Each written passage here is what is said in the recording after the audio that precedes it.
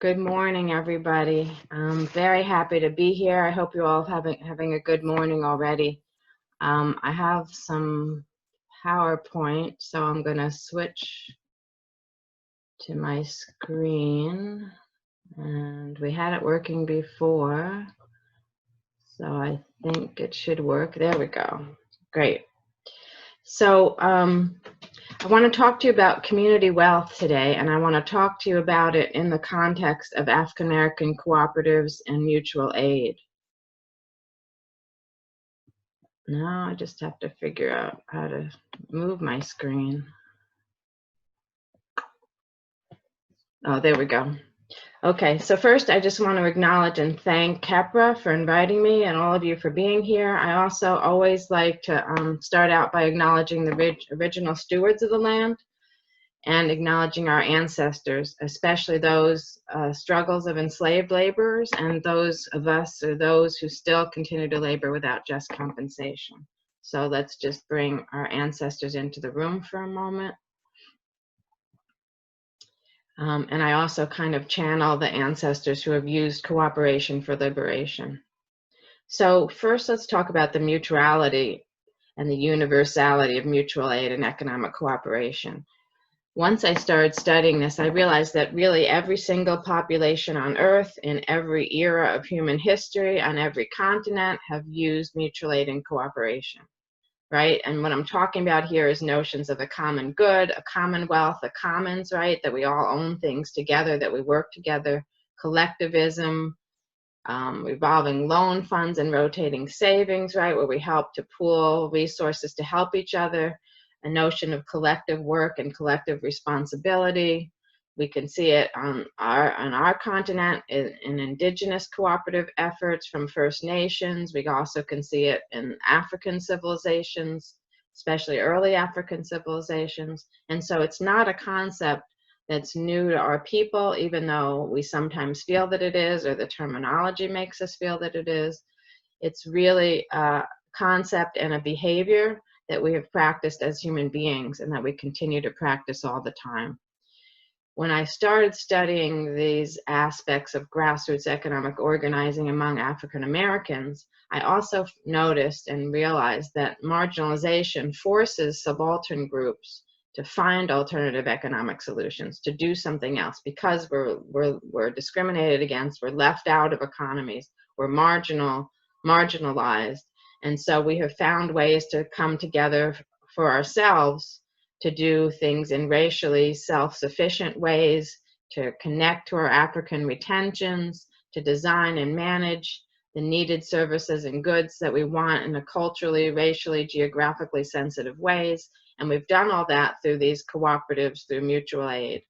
Examples of early activities were when free and enslaved African Americans actually shared resources to create gardens and feed ourselves better, that kind of thing. We pooled money to buy our own and our family members' freedom.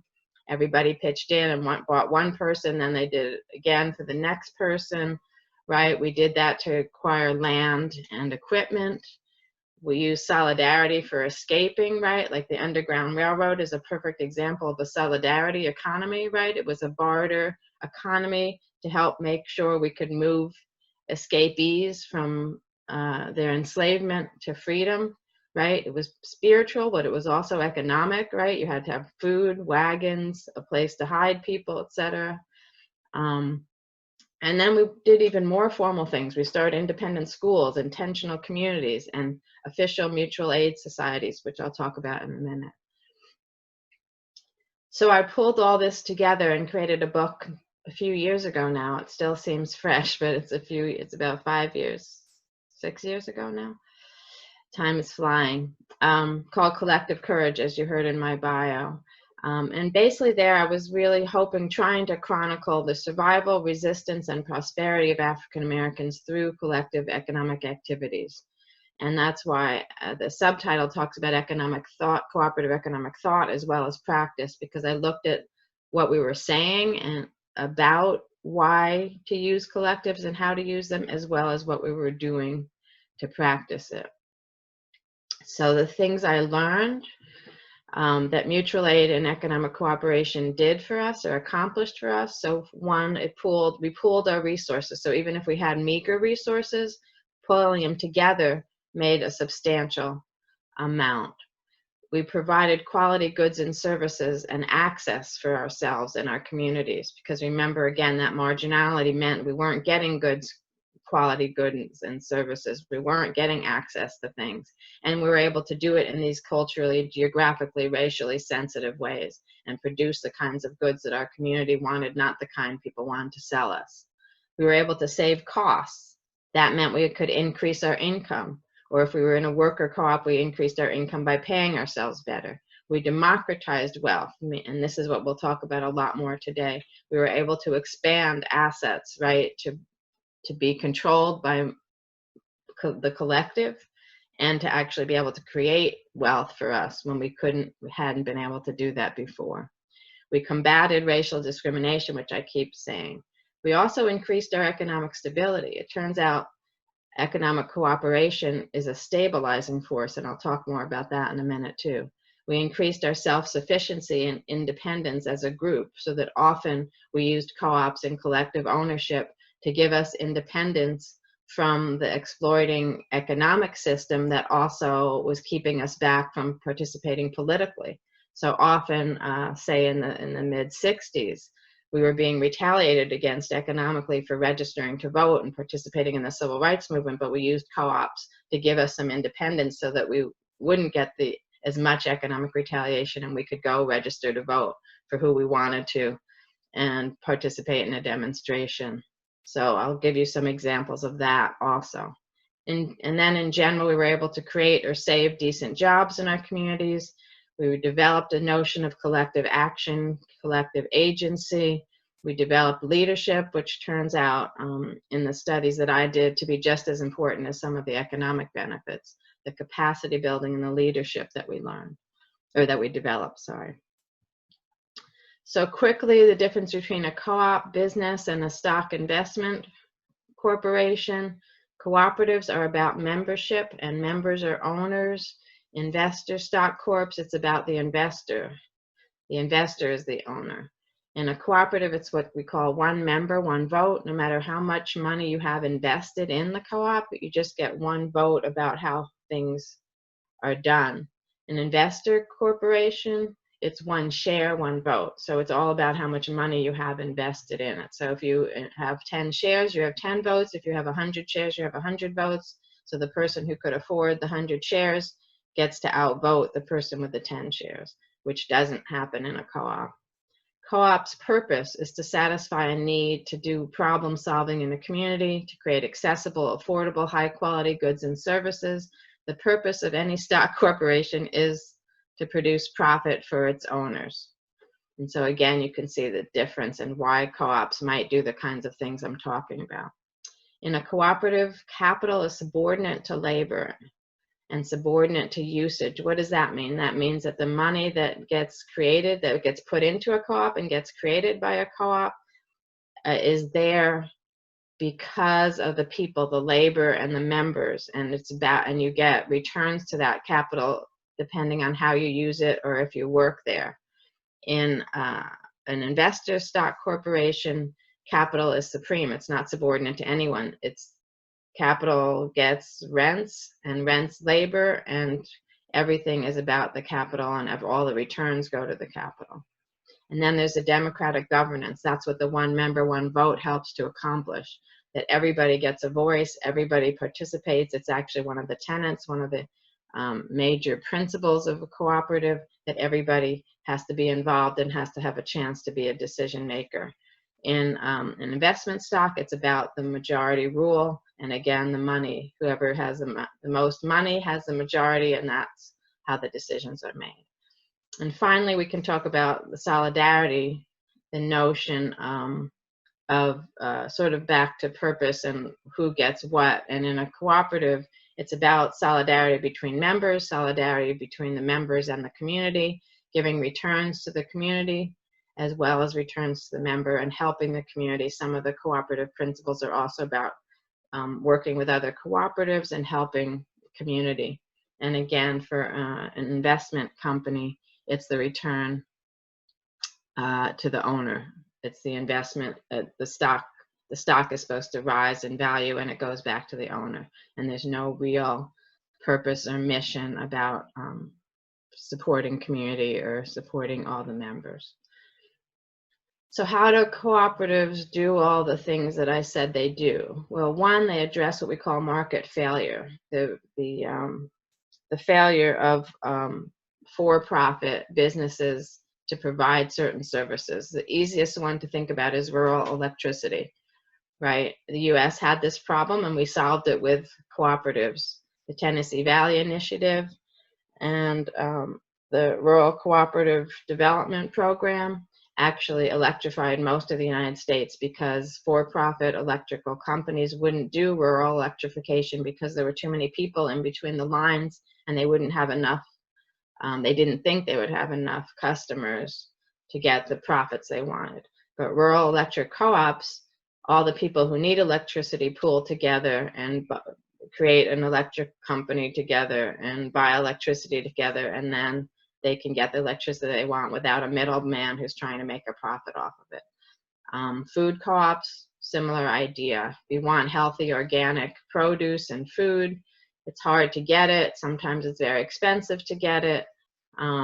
You join together a buying club or a co-op retail store so that you can get access to the healthy and organic foods, etc. Banking, we do that with credit unions, which are cooperative financial institutions. Often low-income people don't have access to credit or banking services, and a co-op does that. So you get the idea. And so we talk about co-ops overcoming historic barriers to development. They also contribute to the economy. There's a national study, so this isn't just Black co-ops.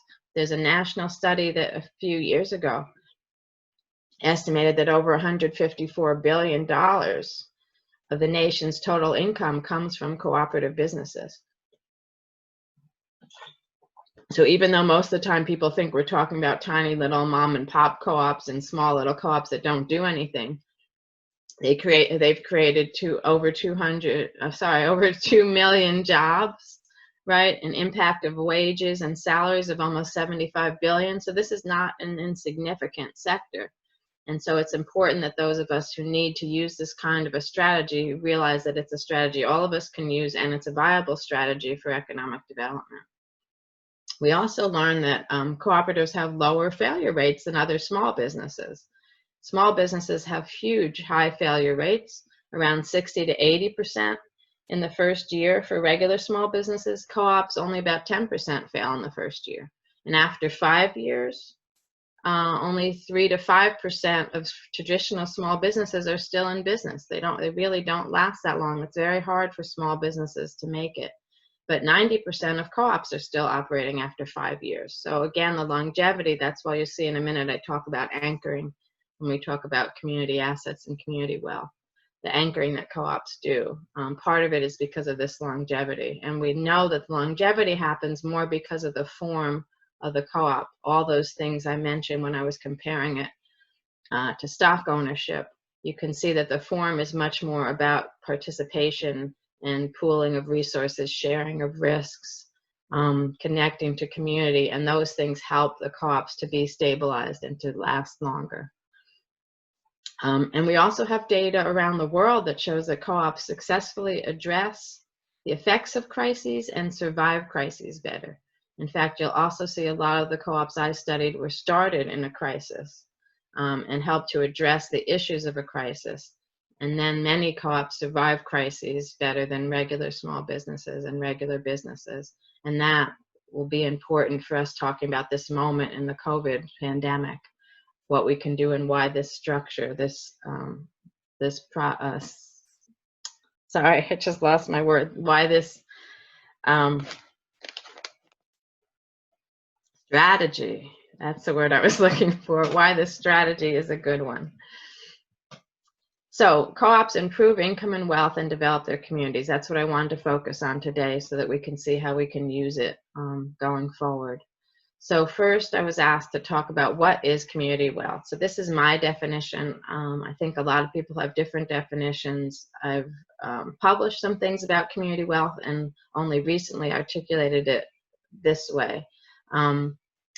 But so for me, community wealth is the pooling of family, neighborhood, and local organizational resources, especially finance capital, money, but it's not just about money. It's also about shared skills and activities for the purpose of community well-being and community betterment.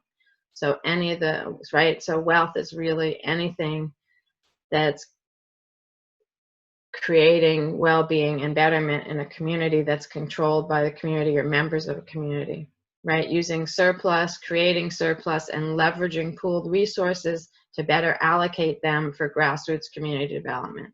So it's about control of resources, allocation of resources, leveraging of resources to make communities better. And again, I think somewhere I have something about control. The community has to control it. Community wealth is also values-based, right?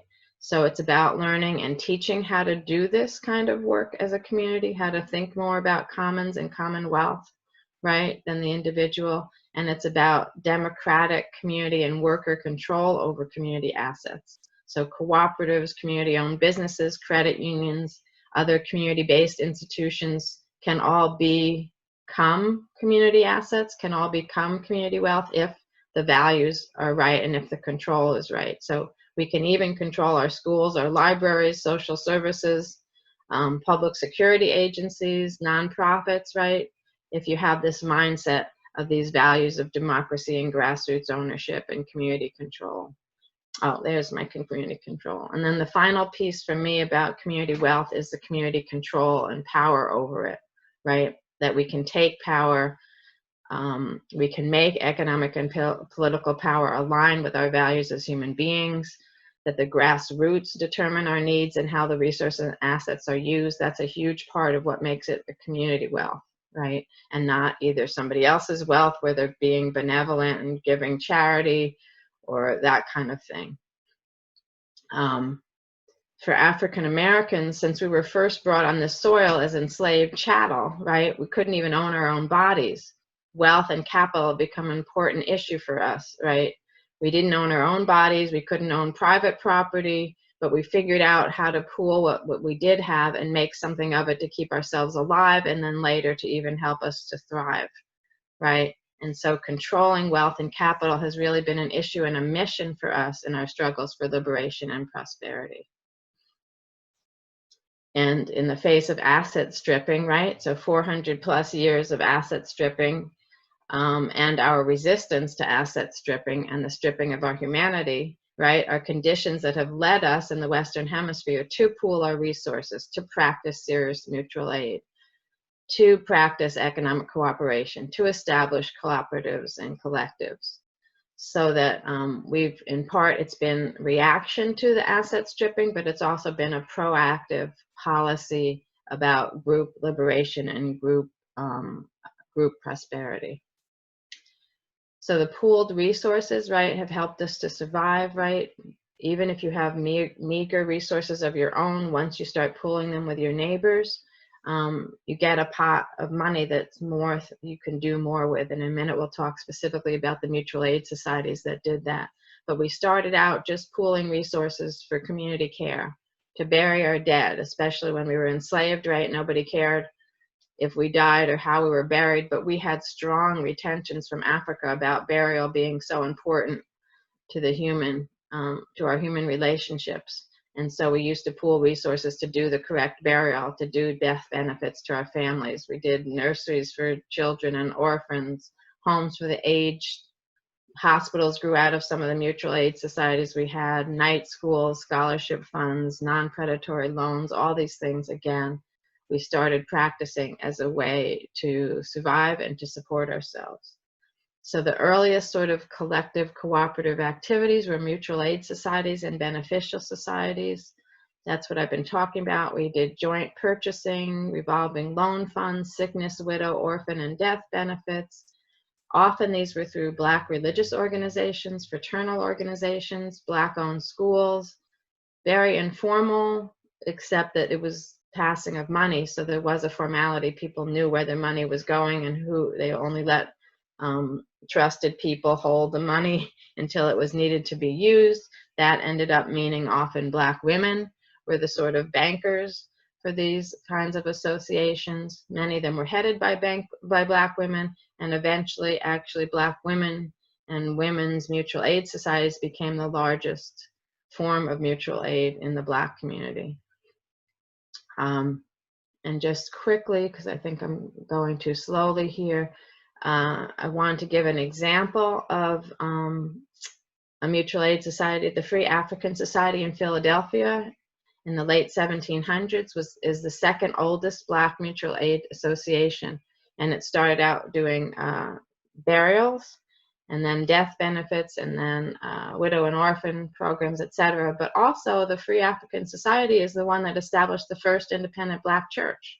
So again, if you're thinking about community wealth and what it means to pool resources, not just for survival, but then those pooled resources, that organization they had actually established a whole new spiritual relationship between Blacks and religion, right? And created a whole new religion.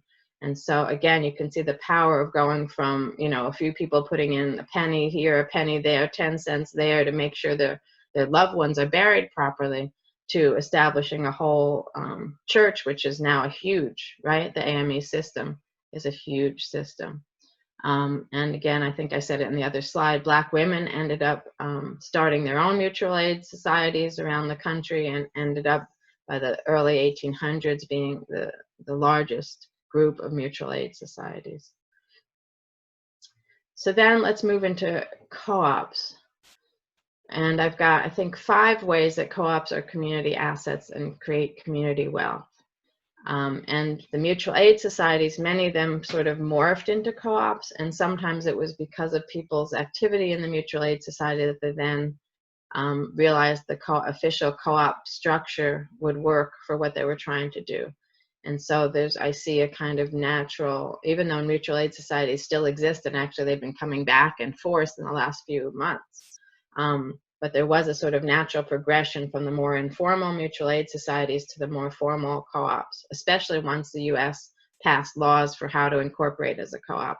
The co-ops proliferated in Black communities. So the first ways that co-ops are community wealth agents are that they anchor. I think I hinted at that earlier. They anchor resources and people in communities. So they're institutions of what we call the solidarity economy that's there for people, not for profits, and that's controlled by local people, right? We start co-ops because there's a need, and people need to come together to satisfy that need because the other forms of economic development aren't doing it, right? And then because the co-ops are about local people coming together, pooling resources and solving local problems, and because of their longevity, they're really anchoring capital and production into a local community.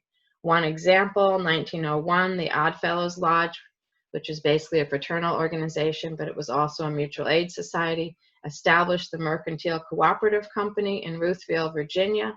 It was basically a store, a department store, produce and a supply store. They sold shares, $5 each. So $5 was a lot in 1901, but it was also an important way to pool resources so they could afford to have the things in the store that they needed. They didn't want anyone to feel like they had more control over the co-op, so no one could buy more than 20 shares. But they also allowed people to pay in installments, since $5 was a lot at that time. You didn't have to pay it all at once, so that anybody could join and be a member, even if they couldn't afford the price at the beginning. They bought trucks as a cooperative and shared the machinery. So in addition to having a supply store, they did what's called the machine co-op, sharing machinery. They also built a school so they could have an independent school. Again, 1901, the height of Jim Crow era. So the Black public schools were inferior and segregated. So they built their own Black independent school based on what was happening through the cooperative. That co-op lasted, and that co-op society lasted for over 20 years. So again, longevity. And one of the studies about it talks about how important that level of economic independence was that the co-op provided. It actually raised the standard of living for the blacks in that county in Virginia, so that their standard of living was actually higher than the whites.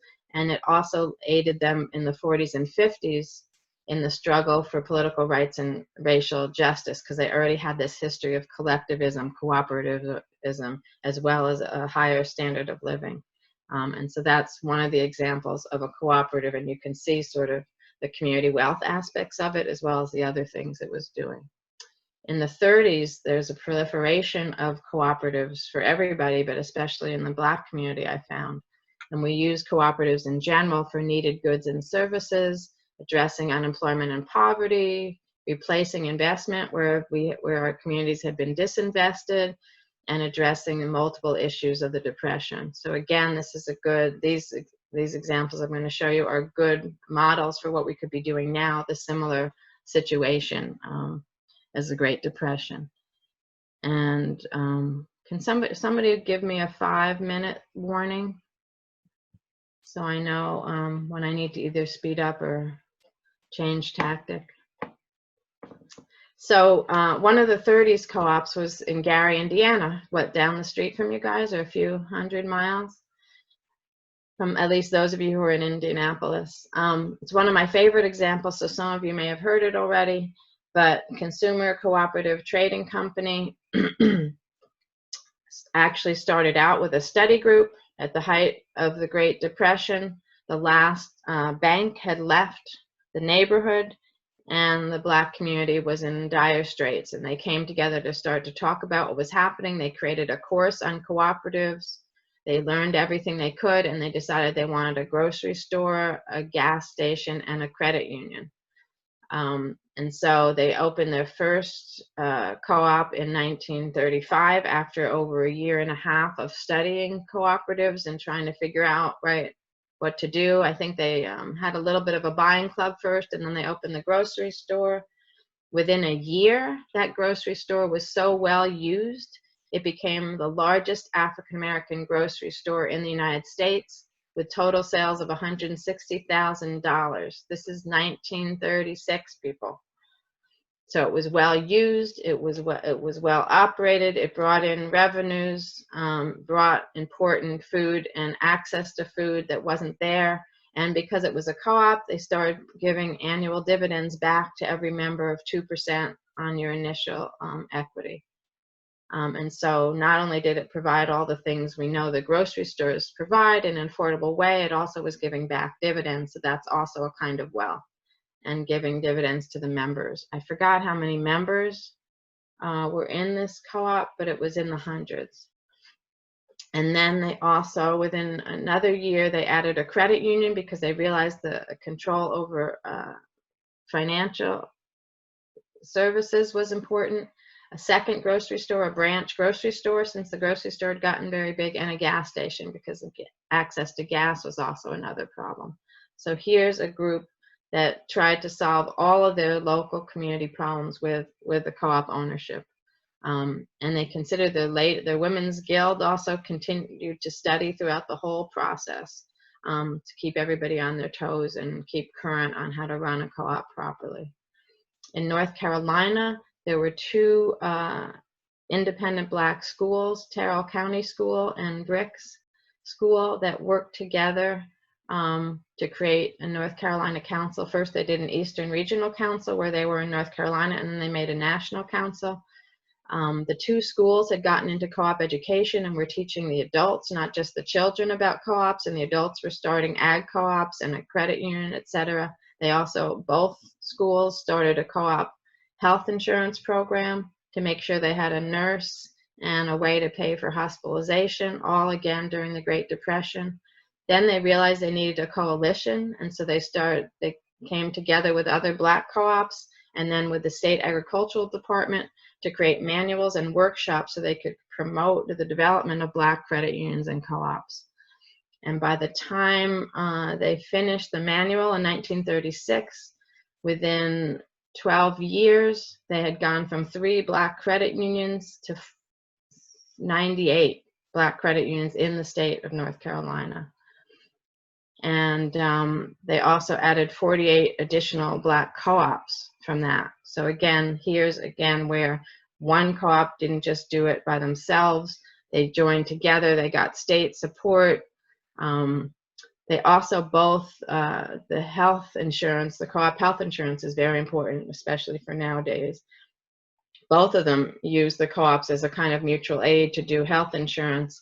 The one at Bricks actually decided they needed a full-time nurse, so they raised money to pay a full-time nurse. They only raised half the money. They were able to leverage that with the state health department, and the state health department matched the money they had raised so that they could have a full-time nurse. So that's what I also talk about, leveraging, right? You do for yourselves, you do as much as you can, and then you can often leverage what you've pooled, leverage the agency that you started, and get something bigger out of it.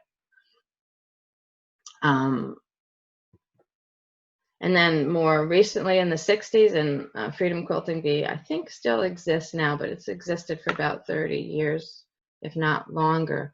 Started in 1967, sharecropping women needed extra income. Sharecropping is not, is debt peonage. It's not very lucrative. They started a sewing cooperative to sew and sell quilts for extra money. Within about 4 or 5 years, they had enough money to buy land and build a sewing plant, so they didn't have to do their quilts at home. They could do them in a factory. Once they were now working away from home, they needed childcare and other services, so they started a childcare center and after-school program. Because of the 23 acres of land they had a lot of independence. They also helped other sharecroppers to own land by selling them some of the acres they had bought, because often whites wouldn't sell blacks land. But also they were helping sharecroppers because many of them were evicted from the sharecropping land they were on if they registered to vote. And so then they would let them either rent some of their land, or they would sell their land to them. And again, this gave them some independence so they could do whatever they wanted in terms of registering to vote. They were the largest employer in their town by 1992. They had a little bit of a turnover problem as some of their original members got old. And so for a while, the company went into hiatus, but it came back in the early 2000s. And I think it's still existing. Also, some of the quilts from that co-op ended up in an exhibit, the Gee's Bend quilting exhibit in the Smithsonian. So there's also a whole connection with arts, as well as this economic and political independence that was so needed. Recirculating resources, I think you get the idea about that, how co-ops have, keep the resources recirculating in a community. That's another reason why I call them community wealth agents. Because they buy local wages are used locally, surplus is returned to members who live locally. So that's the notion of circulation and recirculation, right? How much, if you spend a dollar in a co-op, how much of that dollar stays in the community, right? Well, most of it does. If you spend a dollar in a Walmart, maybe 1 penny stays in the community, and all the rest of the money goes to the Walmart owners and the Walmart headquarters, etc. There was a study done a couple of years ago about how food co-ops spend more revenues locally. They buy more products locally. They buy more organic products. They recycle more. They create more jobs in conventional grocery stores. And for every $1,000 spent at a food co-op, $1,600 goes to the local economy. So that food co-op, it's not just recycling. It's actually creating more capital in the co-op. And for every $1 million in sales, 9.3 jobs are created by food co-ops. So it's another example of the ways that co-ops create community wealth and keep and bring wealth into neighborhoods. Credit unions also recirculate local money, right? Credit unions are co-op financial institutions. So they provide local deposits and then access to affordable financial services and loans for members and for the community. Opportunities to save and invest. Community boards are the ones that decide on who gets loans and things, so it's democratically governed, and most credit unions are good employers. So again, that's the notion of recirculating. The third aspect of community wealth that co-ops support are stable income and meaningful work. So especially worker co-ops, but a lot of ag co-ops and consumer co-ops lead their industries in wages and salaries that are better than the locally prevailing wages or higher than the industry standards. They provide high quality work, often with benefits, democratic control again over income and the work rules, and most worker co-ops actually have higher productivity rates than regular businesses. And Dr. Gordon-Nembhard, about 5 minutes. Thank you. Cooperative Home Care Associates is an example. They took unemployed, unskilled Latina and African American women in New York City in the South Bronx. Most of them had been on public assistance and brought them into the home care industry, trained them how to be home care providers, and started a worker co-op with them. So they get above average wages for home care. They get lower turnover, above average 40-hour weeks. They get benefits, career ladder opportunities, leadership training, and the co-op also participates in policy advocacy to make sure to keep raising the Medicare allocation so that average wages rise in New York City so that their living wages are competitive. It's actually our largest worker cooperative in the United States with over 1,700 owners. Cooperative Aragos in Puerto Rico is a co-op owned solely by incarcerated people inside a prison in Puerto Rico. It's an art co-op. They make sculpture. They learned about the co-op model, demanded co-op education from the authorities. They had to change the co-op law in Puerto Rico, which didn't allow incarcerated people to own their own co-op. They rephrased some of the co-op principles to connect better with people with lived experience. And then they ended up with a relationship with the corrections department to rent this office space, electricity, etc., to do their artwork, and to pay the corrections department for helping them to go out, to send some members out of prison to sell their wares at co-op activities. And they have strong support with the Puerto Rican co-op community. They also have a rule that if you're a parent, some of your earnings have to go to paying child support and supporting your family. They have a very low recidivism rate. Of the 50+ people who were out in the first 10 years of the co-op's existence, only 2 recidivated. 1 was already back on bail after 6 months. So very low recidivism, strong, dignified work, etc., in a prison setting. So building wealth, I think you get the idea of all the ways that wealth gets built, the joint ownership, pooling of resources, leveraging of resources. We know that U.S. co-ops and employee-owned businesses provide dividends and financial returns to their members. The U.S. ag co-ops have higher payout rates to shareholders than regular public agribusiness corporations. So we know that co-ops can do better with returning wealth to their members. They also deliberately give to the communities and support community development. Co-ops do. Cooperative Home Care Associates, I was just talking about, actually has a strong wealth creation model for their members. They've been given annual dividends of about 25% of their initial investment. It costs $1,000 to join the co-op, but every year they get about $250 or more back in dividends in addition to their living wages. They also provide direct deposit, got their members banked and provide direct deposits. They have retirement accounts, so that's also wealth. And they have IDA, individual development accounts, to do match savings with their members. So they have a variety of wealth creation strategies. A group called Wages, which is now called Prospera, which helps women to create ecological house cleaning company.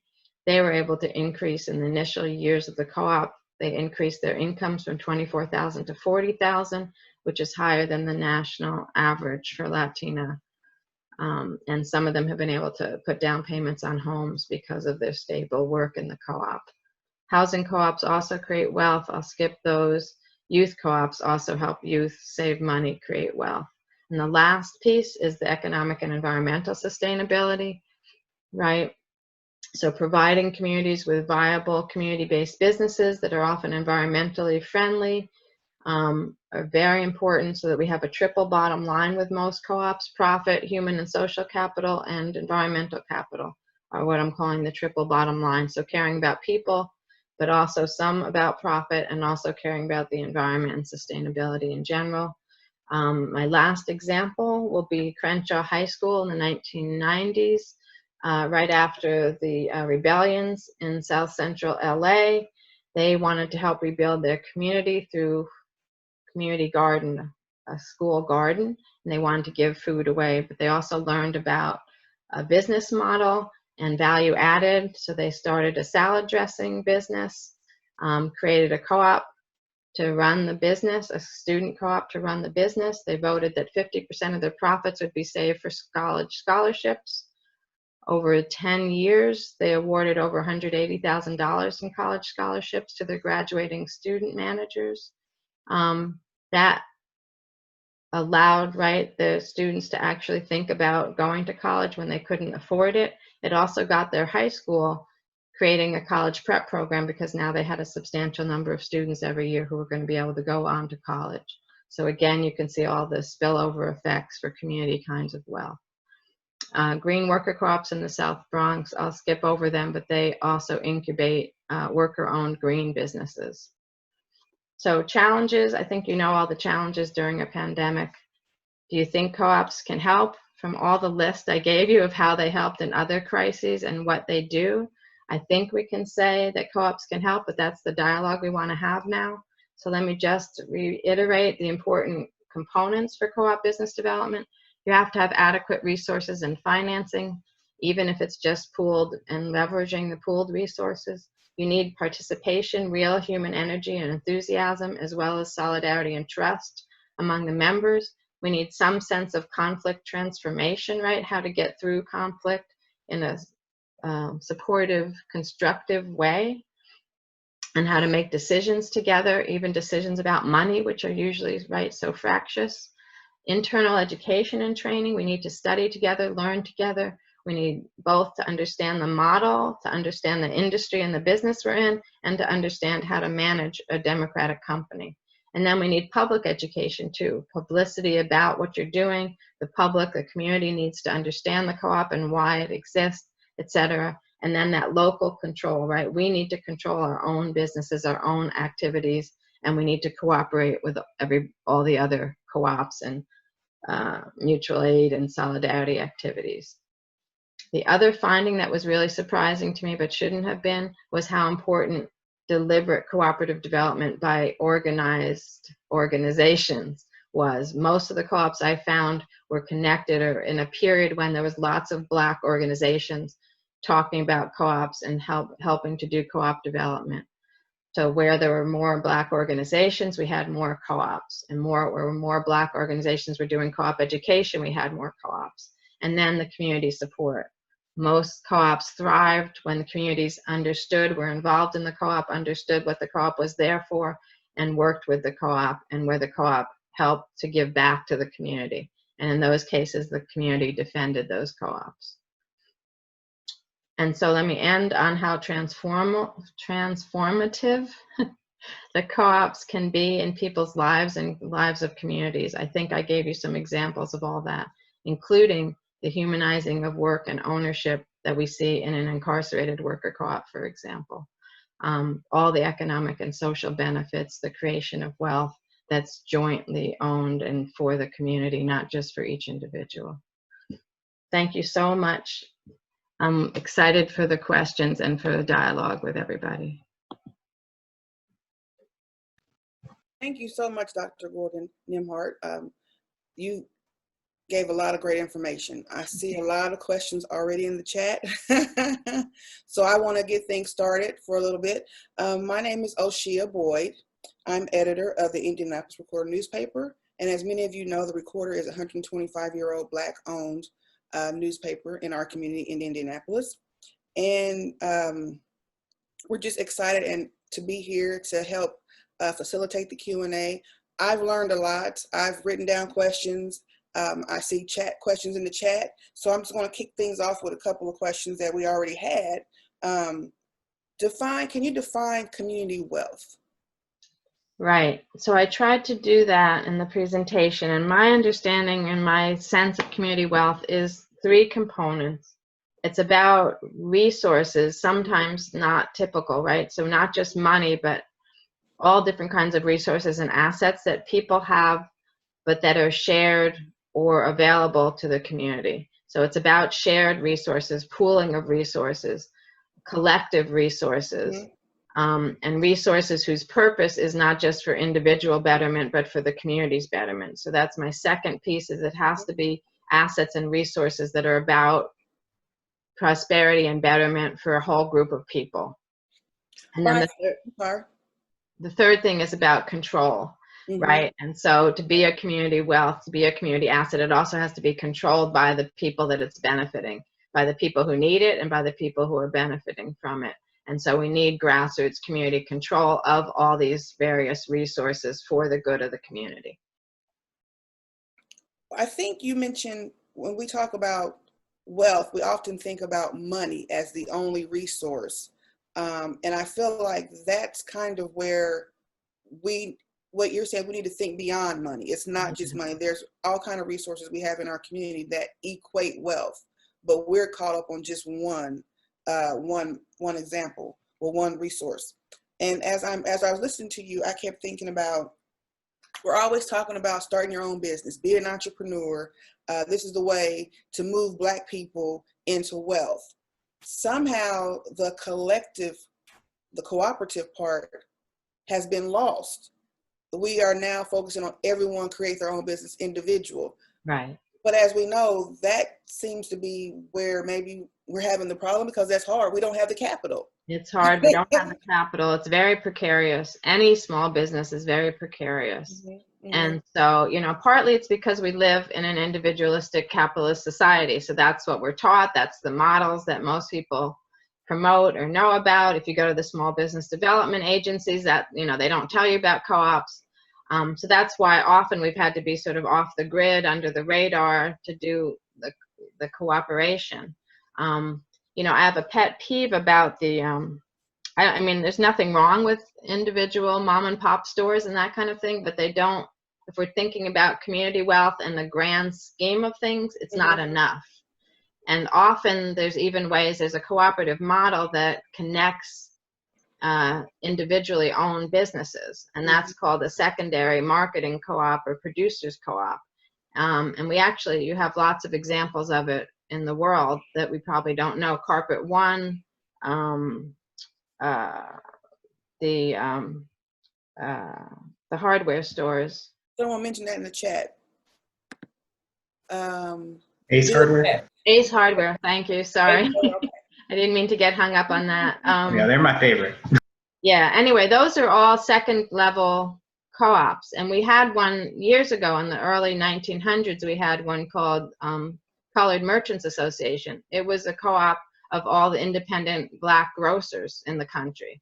And what those do is they help you, again, it pools the resources. You buy supplies together, you market, you have a name that's marketed together, you can do trainings together, you can pay your workers through the same organization and pay tax, you know, so you can pool all the backroom services, all the marketing and training stuff that you need under a co-op and make you more competitive that way, but still each individual owner doesn't have to give up their business if you want. So you can do a co-op in that way and keep small business ownership, but also, as you can see, I'm a proponent of let's own the businesses together, because that also reduces the risks, shares the risk, reduces the risk, shares the profits. The pooled money can be leveraged much better than anybody's individual money. And I also love the democracy of a joint co-op project where people are equally involved in decision making, equally sharing the wealth and the decisions about the wealth and giving back to community. So I do think it's okay, it's safe for us to talk about both, you know, and both and, not either or, but both and still within that cooperative framework. So even when we're thinking about supporting individual entrepreneurs, we can think about the framework above and below them that helps them stay in business. And also we can talk about how for some people it's better for us to just all own the business together and work together, and we can see how that benefits everyone. Especially the worker co-ops are so beneficial to each member who would have been sort of just a cog in a business, who now can really help to own their own company and decide what the company does and how the company pays and that kind of thing, and give back to their communities. It seems like a no-brainer to think of both models. And we've had that before, as you mentioned. You gave plenty of historical examples of co-ops. So what I was thinking though is, when did we move into this idea that co-ops tend to be hippy-dippy kind of things? Or you hear a lot about garden co-ops, but we don't really hear about businesses. So Right. I wondered, when did this kind of division happen, and what role did integration play in co-ops kind of not being thought of as something that we could do collectively for wealth? Yeah, I hadn't thought that much about integration, but now that you ask it, I have some ideas. But I first wanted to say, when I tried to figure out why we didn't know about all these co-ops that I found when I started studying them, and why, by the time we got to the 90s and 2000s, when I started talking to Black communities about co-ops, they all said, oh no, we don't co-op, we don't cooperate, and they could only think of hippie food co-ops. There's a couple of issues. The first issue is, in the United States society, we're sort of the most backward in the co-op movement. Almost every other country has more focus on co-ops, more recognition of them. We actually have a lot of co-ops. You saw how much billions of dollars our co-ops in the United States do, but no one talks about them, right? Even Ace Hardware, a lot of people don't know that's a co-op. You don't know that Land of Lakes is an agricultural co-op, producers co-op. We don't know that Ocean Spray is a co-op. You know what I mean? So there's lots of, we don't know, because in the US, you don't talk about it. We're not proud of co-ops in the US. We're afraid of them because, especially by the 50s, there was this notion that they were communists and socialists. And so we were afraid to use the words. We were afraid to talk about what we did. We still kind of practiced a lot of these things, but we did it very quietly under the radar. We didn't want too much attention to it. In the early years, even though there wasn't red baiting, there was definitely opposition to the co-ops, because it meant that Blacks were separating themselves from the white economy, and the white businesses didn't want us to have our own stores, to have our own credit unions, right? Because then they were losing the exploitation they had over us. So in that sense, we didn't always talk about it or proclaim it, because it was dangerous to. And I also have lots of examples of sabotage in my book. Sabotage from insurance company raising the premiums on a co-op, or a railroad not refusing to move the produce from a co-op, or a bank refusing a line of credit to a co-op. That kind of sabotage on one end, all the way to Ku Klux Klan lynching co-op members because they're mad about a co-op. So there's a whole range of sabotage and danger that happened to African Americans practicing this model. So I think as a community, we started to learn not to really talk about it, right? You don't even tell your children about it because you're afraid they might say something, drop something in the wrong place, and then attention would be given to the co-op, and that attention would be bad because of the history we've had. So I think there's that. Then there's the ideology, right? We're all taught that cooperation not just is communistic, but is stupid and inefficient. So we never think of it if we're trying to do something that we think would make us some wealth, because we're, even if we hear about anything like that, we're told it's bad or stupid or not right. So there's a lot of ignorance in that sense. We don't understand the models. That's why so many of the co-ops I found started with study groups, because people were trying to figure out, okay, capitalism isn't working for us, right? This stuff isn't working. What could work? And so then they learned about the co-ops because it is out there in the world. But you have to be looking for it, right? So then that's where the study groups came so important, because we needed to learn together so that we could do it, because there was no place else to get the information. And then finally, I do think with integration, the false dream that we could make it in regular society, and making it in regular society meant either getting a good job or opening our own business. And so not looking back at the community, the Black community, as something to aspire to enhance, right? So the integration did take us, it I guess the only thing to say is that false promise, right? We thought that we could integrate without marginalization and that would make a difference. And so we kind of lost sight of the group projects and the group wealth ideas because we thought we could make it some other way. I think as, you know, civil rights movements kind of finished and looked like everything was going to be better, but now in the 21st century, I think we have more and more people who realize we have to do it for ourselves. Integration isn't doing it, that we have to hunker back in some ways, at least create some, consolidate power and create some strength before we integrate, that if you integrate as an inferior, and with all the inequality and racism we have, integration doesn't work until you integrate as an equal and with equal power. And so I think that's where, again, I've been interested in this model because it gives us a chance to regroup and gain group power and group prosperity, and then we could enter into the mainstream society from a position of more power and equality.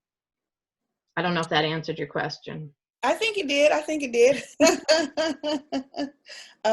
I'm going to move on into some of the questions in the chat, and they are really coming in. So hopefully we can make it through most of them, hopefully all of them, but we shall see.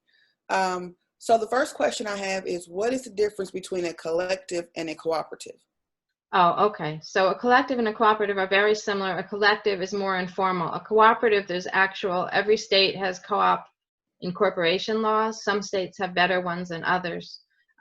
So a co-op would be actually a formally incorporated business according to whatever the co-op law is in your state. A collective is an informal group decision making and group shared economic process. Okay, thank you. Do you have any resources for people to learn more about credit unions? Actually, there's a couple of credit union associations which have lots of researchers. CUNA, CUNA.coop, I believe, if you're going online. That's the National Credit Union Association. And then there's also what's called Community Development Credit Unions, whose sole purpose is to support low-income people. They have their own national association. I think it's the National Federation of Community Development Credit Unions, but their website, I believe, is cdcu.coop. And both of them have information about how to start a credit union, what the credit unions, what a credit union is, and research on credit unions. So there's very strong credit union support. The only problem is it's very difficult to create a federal credit union. There's federal and state legislation for credit unions. Right now, the feds are very wary of small Black-owned credit unions, but often you can do a state credit union. Well, but that's interesting that we often hear about so many in our community who are underbanked or unbanked, Right. But we never hear about this credit union for low-income people. Right. Which would help that situation much more probably and be easier for them to actually get access to than than a big corporate bank. Community development credit unions are fascinating. Yeah, it's a wonderful legislation. They're really interesting organizations. If you go to that cdcu.coop, you can see a list, so you can see if there's one in your neighborhood or your city. And then you can also, as I said, right now it's very hard to create a new credit union, so it's better to see if you can find one that exists. But they are a fabulous concept of pooling low-income people's money together, making lending much more consumer-friendly, that kind of thing. Providing financial services where there would be none, and using a community lens for deciding who deserves a loan and that kind of thing. That was a good question. Thank you for that question, Michelle. Next question, how can we best relay the benefits of co-ops and socialized enterprise to people who are so caught up in our current capitalist system? That's a good question. Hey, that's what I've been trying to do for 20 years. So let me tell you, I guess what I think has started to be successful and what I keep hoping to try to do. So the first thing is just talking, right? I keep trying to talk to people, talk to groups whenever I can about it. Showing that legacy really helps for people to see how we have done it before, that it's worked, what kind of conditions. I think helps to show that conditions can be very similar to what you're going through right now, but we've still managed to have a a co-op. I've also tried to highlight sort of the lessons learned, right? If we were going to do it again, what should we make sure to do? Like make sure to have really good education up front, build trust and, collective decision-making practices up front as much as you can. Make sure you have a good business model and people to help you with both the business model and the mutuality, the organizational part of it. So education, really, I also sometimes talk about how we need to revamp kindergarten and make kindergarten a place where everybody learns cooperative economics and how to cooperate better, because I believe most kindergartens are actually trying to beat the cooperation out of children. Try to make them ready for first grade, which is all individualistic, sit at your own desk and do your own work or whatever. So I think it's got lots of different things we could do with education and do more education of giving children examples of how to cooperate, both intellectually and financially from early on. You can even do children's credit unions in elementary school and middle school. So I think we need to do that kind of thing. And then I've also been trying to, I'm on a crusade about materials. I'm actually converting my book into a graphic novel, a big comic book, to help make it more accessible to other readers. I think we need more brochures. We need more documentaries about Black and Latinx co-ops, because even the co-op materials don't really highlight Black experience, Black co-ops.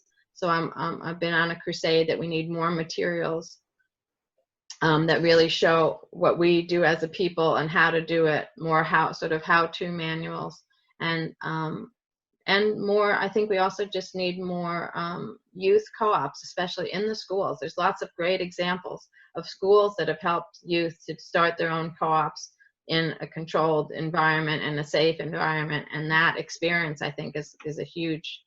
I think it would be supportive for everybody. Then they go into adulthood understanding the co-op model, and also youth co-ops, people, families want to support their children, so then you would get the families involved and they would learn more about how co-ops work and that kind of thing.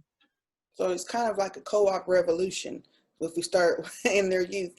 And as we're talking about the current capitalist system and socializing enterprises, it made me think about the pandemic we're in right now, and how it seems like this could be the perfect opportunity to start coming together, whether it's collectively or more formalizing a co-op, but to actually start doing things to build wealth, to actually start even with just helping people. And I, from what you're saying, I think we've always done these things, but it's just never had a name.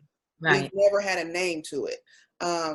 But just when you have your neighbor who's died and everyone chips in for the funeral, you know, those types of things. Yeah. And I think this pandemic we're kind of getting back to the roots, our roots, getting back to these things. Do you find that that's actually happening? Am I? Yes, absolutely right. I think there's a couple of issues. One, we're forced to, right? Because there's nothing else but ourselves and our neighbors, right? So we have to go back to helping each other in whatever ways we can, even through barter and that kind of stuff, especially with so much unemployment. Also, as I said somewhere, we not only have data about how co-ops sort of start from a crisis and also outlast crises better. Certainly in my studies of African American co-ops, the Great Depression, 30s, was one of the most prolific time for Black co-ops, because we had to do something, right? We were starving. Right? We had no jobs, we had no money, we had no banks in our neighborhoods, and so you can see how especially during these kinds of crises, people would go back to the only thing we have, which is each other and pooling resources together. And so it makes sense that if we don't have other options, we go back to the options that we sort of know instinctively, and the only options we have left. I think the thing that also helped the other periods, there were 3 main prolific periods in U.S. history that I found the most Black co-ops. The other thing that helped, besides sort of adversity, was Black organizations deliberately trying to talk to people about co-ops. So in the 30s, we had a bunch of Black organizations who actually were saying, let's do co-ops. I know we didn't hear, but we don't know that much about them. We've heard about other organizations, or we hear about the same organization for something else, like the Brotherhood of Sleeping Car Porters. Mm-hmm. We know of it as the first Black independent union, right? Mm-hmm. And its union activities. We don't know that the Ladies Auxiliary and the president, A. Philip Randolph, were also pushing co-ops, credit unions, buying clubs, co-ops. So we don't even know about some of the organizations that were actually doing this, but it was important that they were doing this kind of stuff because it got the co-op strategy on people's minds and helped people to learn about co-ops. So the other piece is not just to say organically we're going to start doing solidarity and cooperatives and collectivism because we need to, but let's also make sure our organizations are deliberately pushing it, giving information about it, helping us to study it so we can do more and better, and connecting with other groups that are doing it. And then I have noticed, in the last 2 or 3 months, I keep hearing from groups all over the country who are having solidarity movements, starting Black Mutual Aid Association in New York City. In the first month, the Black Mutual Aid Association raised over $40,000. Black Women's Blueprint in New York City is also raising money to give back out to people. Ujima Trust in Boston had already been doing a cooperative investment stuff in their community, and now they started a new mutual aid association. Also, Solidarity Chicago is working with a mutual aid project. I think Atlanta has one. Washington, D.C. was working on one. So we already have a lot of places where people, again, sort of organically, naturally came together and started doing mutual aid in any ways that they could. And so I would just say we need to also try to formalize it in the sense of all of our major Black organizations and our local Black organizations should be saying this is a model that's viable. These are the best practices. These are the challenges that we can overcome, but we need to know them, right? Let's learn together. Let's work together so that we can make this model work. Quick time check. We got about 15 minutes for more audience questions. Okay. Let me try to get through some more. So Yeah, as sorry, I talk so much. No. I think everyone's going to be quite pleased with the information you're providing, regardless of how many questions we get through. Oh yeah, good stuff. This is good stuff here. You're giving us a lot of good things to think about and then go and do some more research. And I think as you talked about co-ops being formalized, so do they have a board of directors with officers, or how does that operate? And then also, if you have a youth co-op, do they have to be 18 or do they have to have parents' consent? How do you organize those? Right. So a co-op in general, yes. So it's owned by its members. Every member has to put in some kind of dues or equity amount. The co-op decides how much that is. And then the members vote on the board. If you have a small co-op, often the co-op decides that all the members are the board, and so they don't have a distinction between a board and a member. But if you have a larger co-op, you usually have representatives from the membership who are on the board. And then the board can operate as democratically as it wants. Sometimes you get a board that kind of is a little bit more autocratic, and then the members have to assert themselves more if they want it to be more democratic. So yes, and a co-op can be a nonprofit or a for-profit co-op. Especially the worker co-ops are usually for-profit businesses. The grocery co-ops often are too, but you can also be a nonprofit, and the credit unions are actually nonprofit. The law for credit unions creates them as nonprofits in the US, though in Canada the credit unions are actually for-profit business financial companies. So it depends on the laws in each place. But the idea is that all co-ops have what's called a general assembly at least once a year, where all the members are given all the information and help make decisions about what the budget is going to be and how things are made, how things are sold, all those kinds of things. The General Assembly decides and tells the board what they want, and then the board tries to carry it out. So that's kind of the overall. For the youth co-ops, there's several different kinds. Some of them are quasi-co-ops. They're just a community or a school business where the students are encouraged to operate as a co-op with an adult or a faculty advisor who helps them. right? Some of the co-ops are able to incorporate as an actual co-op, and then yes, the board has to be 18 or older, but again, they can decide on a democratic way to make sure the young people participate more. There's a couple of youth co-ops, one in Worcester, Massachusetts, Toxic Soil Busters. A nonprofit basically administers that co-op, but they allow the students to self-manage. The young people, it's not a school, but the young people in the community self-manage and make most of the rules, and then the nonprofit just kind of oversees it all.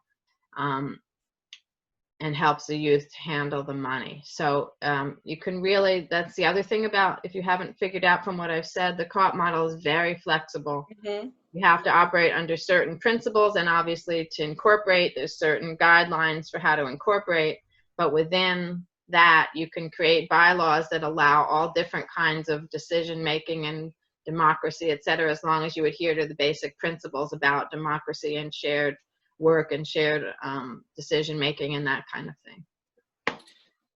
Thank you. Now, when it comes to I think you kind of touched on this about when people were getting older and they kind of had to bring new people in. So how do you deal with changes when people move, things like people move away, or death? How do you deal with changes in the co-op to keep it alive? Right. So that some of the co-ops have real struggles with that, but again, the stronger co-ops have figured things out. So the very first thing that I found from the stronger co-ops is continuous education and strong orientation and training programs. Some co-ops did that for the first cohort, the sort of founding members, right? Because that's how they started the co-op. They all learned together, they worked things out, they did their bylaws together, et cetera. But then when new people come in, they don't think about how you orient them or making sure they understand why the co-op started or how you decide on these bylaws and that kind of thing.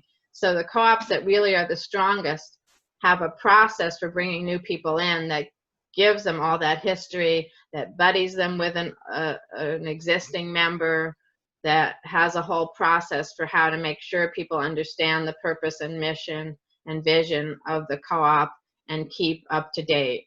And then, so it doesn't seem like you're only training new people, they also try to do continuous training with the existing people, because, co-ops are learning organizations, right?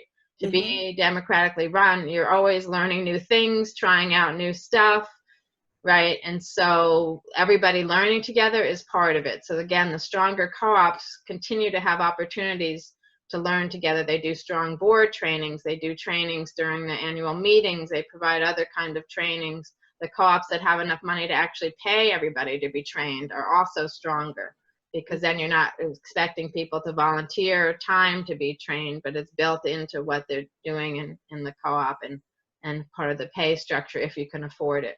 But if you can't, you still at least have to pay attention to that kind of training. The buddying also helps a lot. Also, putting safeguards into the initial incorporation and bylaws. So some co-ops don't have in there how to get rid of a negligent member, or how to dissolve the co-op or whatever. So if you start out with rules and regulations, what does it mean to be a good practicing member? What are the minimum that you have to do to keep your membership? If you want to dissolve the co-op, what's going to happen with all the co-op's assets? Does it need an 85% or 100% agreement to dissolve so that people can't just sell it off to a capitalist or whatever, right? So there's lots of early things to decide on to do to protect the co-op and to protect the community protect it as a community asset that need to happen, that also keep it strong and keep the mission alive, right? So you don't get new people coming in who just want a good job or just want a share in a business that they think they can sell later or something.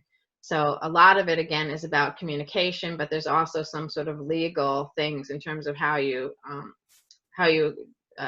procedures and processes that you put in place from the beginning to make sure it's going to be stronger. And then, just communicate, right? Communication. A lot of times people get so bogged down in running the business, they forget about communicating. you know, and sort of having fun, right? What's the fun part, right? It's hard to run a business, it's hard to run a co-op business, and it's hard to make decisions together, but there's also fun stuff. So make sure that we put the fun in it. I think you kind of segue to another question. I'm going to jump around a little bit because this is it's a really good question. It's something we actually need to talk about a little bit, probably a little more in depth, is building back trust to even have cooperative efforts. We know that there is this idea that Black people cannot work well together. You can't trust Black businesses. You can't trust Black people. So then how do we even have this idea that we can actually build a co-op and trust each other to come up with the bylaws you're talking about, the ways in which we operate, that we can do so in a trustworthy manner? I think that is a huge issue in our community. Right. And there's been several ways to address that. The very first thing is, and I don't know if you noticed it from my presentation, but anyway, in the book, it's pretty noticeable. A lot of the co-ops, especially early on, were started by organizations that already had trust among each other. Mm-hmm. People who were in the same church, people who were in a fraternity together or a fraternal organization together, people who had already done mutual aid together. So in some ways, they started out with people they trusted.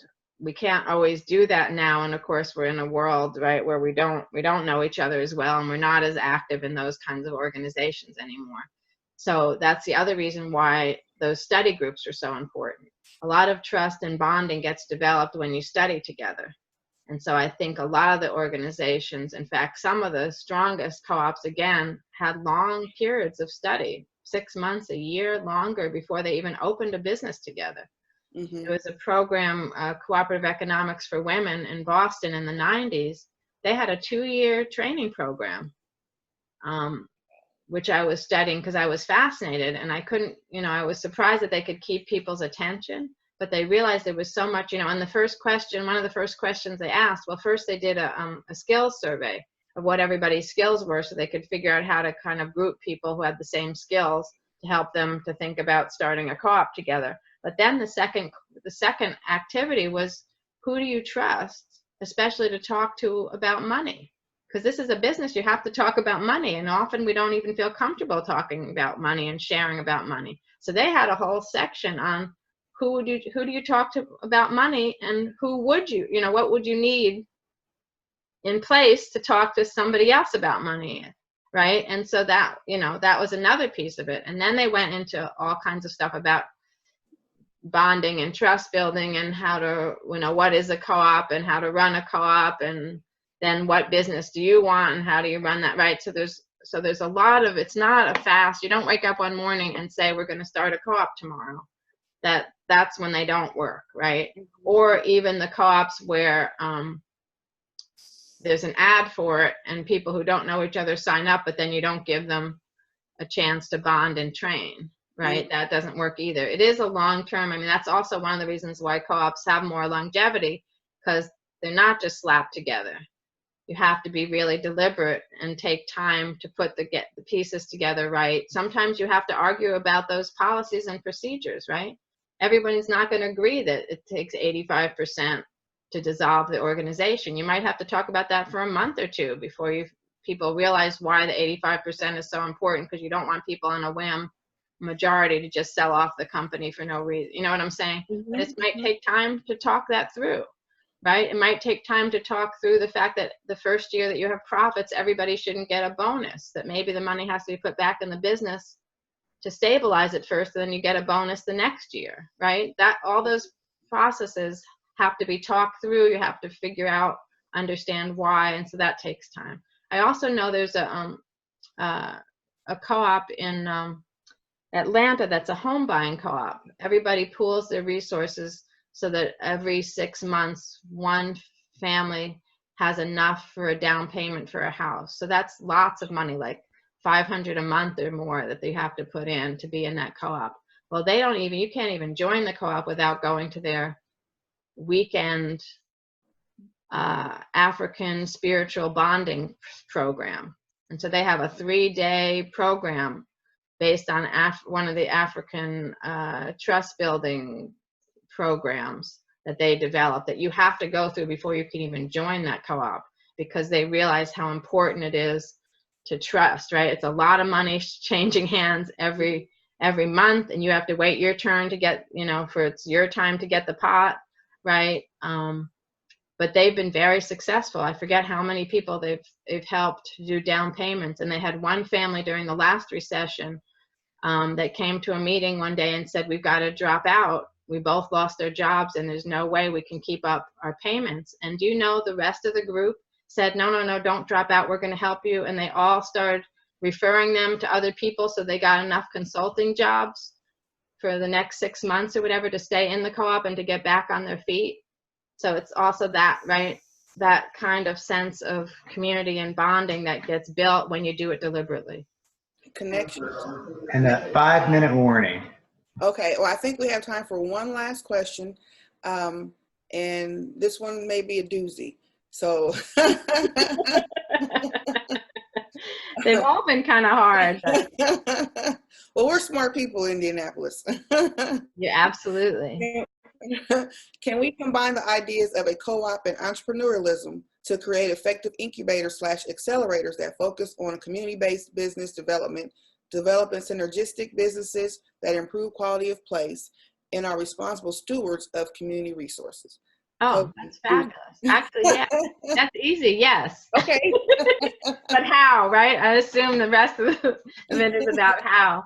Yes, that's actually one of my visions, one of my ideals for what should happen in cities, in towns, right? Because cooperativism doesn't mean you're not entrepreneurial, right? We always think of entrepreneurship as being single individual, but even if you look at every entrepreneur, nobody did it alone, right? Mm-hmm. Bill Gates or whatever, right? First of all, he had a wife who helped him raise his children, and I'm sure gave him ideas, right? He had a public education system that educated all his workers. He had the military that designed the internet in the first place and created the first software that he could depend on. You know what I'm saying? So he wasn't alone. And also he had all those people who worked with him, who fed him ideas, maybe some people's ideas he stole or whatever. So entrepreneurship isn't even an individual thing. We just pretend it is. So first of all, it's not. And our notions of solidarity economies and co-ops are about social entrepreneurship and joint entrepreneurship. It's people thinking entrepreneurial together and doing it together. So they don't have to be two separate things. So we could easily have an entrepreneurial center that help people to think through what's the best strategy for the idea they have. Is it to go it alone, but to be in some kind of network with other entrepreneurs? Or is it to bring on other people and do a joint project, right? Mm-hmm. So a center could help people to sort through, right? These are all the possible models, the different ways you could do this, what's going to work best for you and for our community, right? And then if you do go it alone, how do we connect you, right? Maybe you can supply another entrepreneur or another co-op. Maybe you can, right? Or you can learn together. There's lots of ways to make it a joint project, even if the person doesn't want to share the money with other people, right? Mm-hmm. And you can still make it a community project, right? Because you can connect it. We need this in the community. If you want to do that, we can connect you. You can supply this and this. You can be part of this group system, this ecosystem, even if you're not doing a co-op at the first, immediate level. So I think thinking about, right, a social entrepreneurship center that could be focused on worker co-ops and cooperation, but not exclusively about it. I don't think there's any problems with that. Making sure we understand the menu of possible, right? Because there's also all different kinds of co-ops, as you've seen. There's a menu of different ways to do things, even cooperatively, based on what the thing is you're trying to do, what's already happening in your community, what the needs are of your community, and what the capacities are of you and the people around you. So if we had a group that was willing to kind of look at each project and, help figure those things out, what's the best structure, what's the best way to do it? I think that's the way we should approach this. I'm not sure we have to be either dogmatic or narrow-minded to say we can only do this or only do that. And also, as I keep saying, there's lots within the co-op structure.